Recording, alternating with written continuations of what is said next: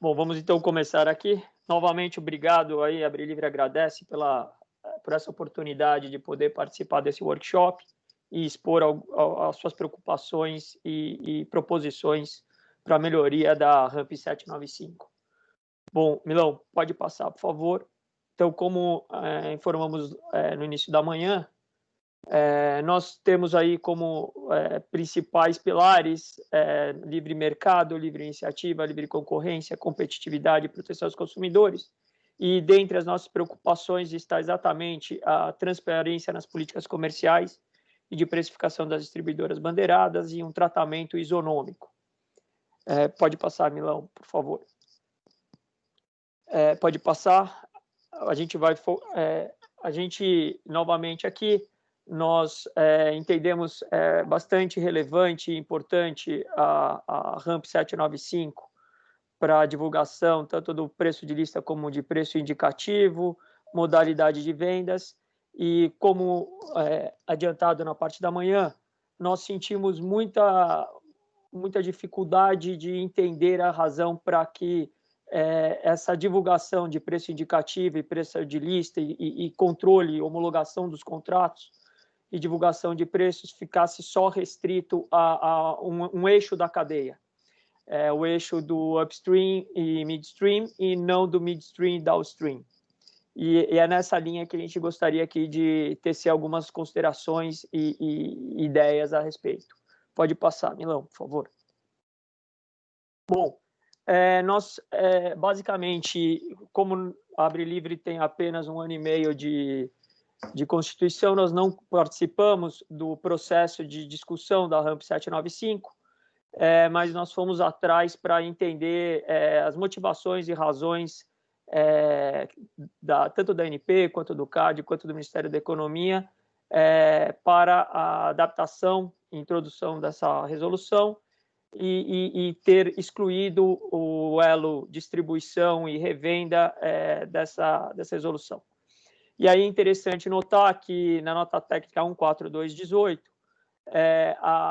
uma das modificações apresentadas foi exatamente a divulgação e parametrização de preços de agente dominante, e aí as justificativas foram maior transparência, maior previsibilidade, maior equilíbrio nas relações contratuais, redução da assimetria informacional.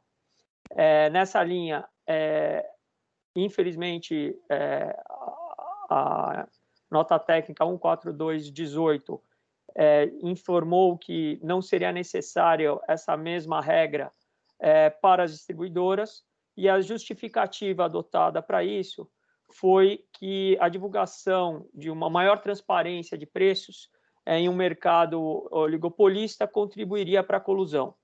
Essa ideia também veio trazida pelo CAD, numa nota técnica apresentada na ocasião, e ali o CAD apontou que a divulgação dos preços em um oligopólio poderia criar pontos focais. E aqui, só abrindo e fechando um parênteses, que esses pontos focais eles podem ser tanto o preço máximo, quanto o preço mínimo, quanto também o preço de uma média ponderada. Na medida em que eu tenho ali 3 grandes agentes controlando entre 50% e 70% do volume, se, dependendo do local, se eu tenho uma média ponderada, os agentes dominantes eles sabem que o preço deles puxa a média para cima ou para baixo. Então, se o meu preço está acima daquela média, eu posso fazer uma guerra de preços. Se o meu preço está abaixo daquela média, eu posso aumentar o preço e fazer a coordenação, aí, o paralelismo de preços. Então, quando a gente fala de ponto focal, a gente tem essa preocupação de que tem que tomar um pouco de cuidado para evitar uma divulgação de preço, uma transparência, só pensando em pontos focais. Por outro lado, o Ministério da Economia, na época era a Cefel, hoje a SEAI, ela também chamou a atenção na sua apresentação para o problema de colusão tácita, mas também colocou a questão da divulgação e transparência de preços, reduzir a assimetria. E aí, reduzindo a assimetria, teria um aumento, um incremento do bem-estar.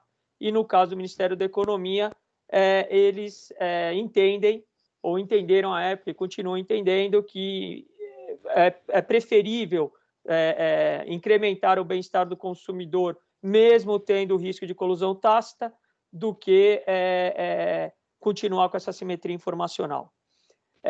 Recentemente, na nota técnica 43, também quando houve a mudança do LPMCC pelo LPC, também foi retirado do site da ANP os preços de compra e preços de venda, que, a nosso ver, eram muito relevantes para que percebessem as práticas discriminatórias. Então, a ABICOM levantou a questão de preços predatórios, hoje a gente levanta a questão de práticas discriminatórias.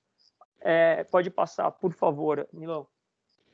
E aí, aqui as nossas provocações para a ANP seriam: qual a razão para esse tratamento diferenciado das distribuidoras?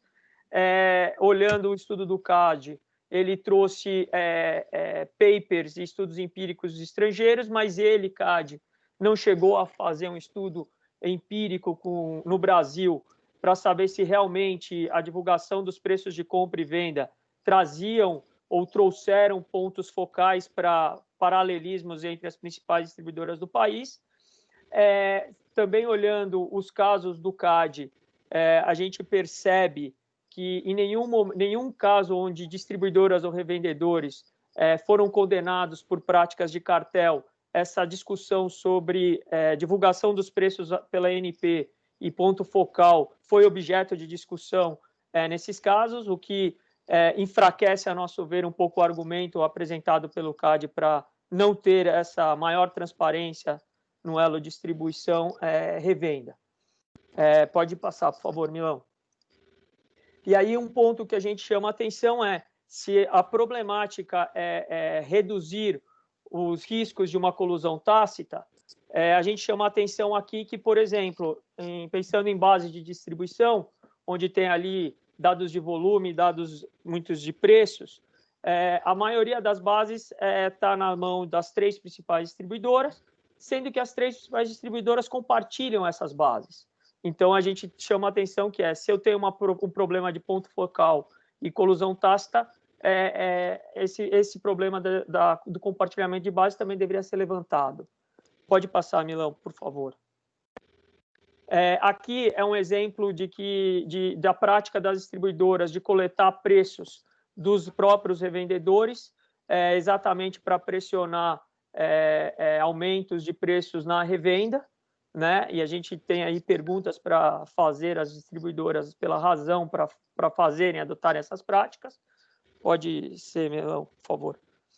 Aqui, como de novo, de manhã apresentamos, são exemplos de discriminações de preços que só foram possíveis constatar essa discriminação através da divulgação desses preços pela ANP, e com o fim do LPMCC, isso não vai ser mais possível os revendedores verificarem essa prática de discriminação e poderem tomar medidas judiciais cabíveis contra isso, ou mesmo administrativas contra isso.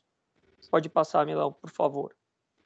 Aqui é um outro exemplo de práticas, não somente aqui da Ipiranga, mas de outras, que pressionam o revendedor a aumentar o seu preço, né, através de site, de mensagens de assessor, etc. Zingares, né? 1 minuto. Mais 1 minuto, está acabando aqui. Aí pode passar, Milão, por favor. Essa aqui, de novo, é mais uma prova da importância do LPMCC e da divulgação de preço de compra e de venda segregado, uma ação judicial de um revendedor para quebrar o contrato.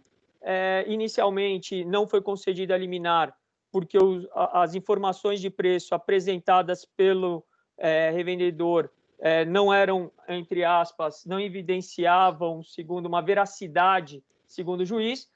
Quando o revendedor apresentou os dados da ANP, aí o juiz se convenceu de que havia discriminação e concedeu a liminar. Então, é mais um motivo para a volta do LPMCC ou da divulgação de preço de compra e venda. Só para finalizar,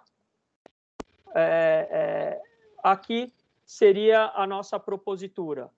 Nós entendemos que deve haver uma mudança na RAMP, de forma a que os preços de lista das principais distribuidoras, distribuidoras que tenham posição dominante, divulguem seus preços no site, que volte a divulgação de preços segregados, e aí uma sugestão que pode ser uma defasagem de tempo de 3 meses, por exemplo, e o maior controle da ANP e do CAD sobre práticas de discriminação e fixação de preços de revenda por parte das distribuidoras dominantes. Acho que é isso a nossa mensagem, Bruno. Muito obrigado a todos.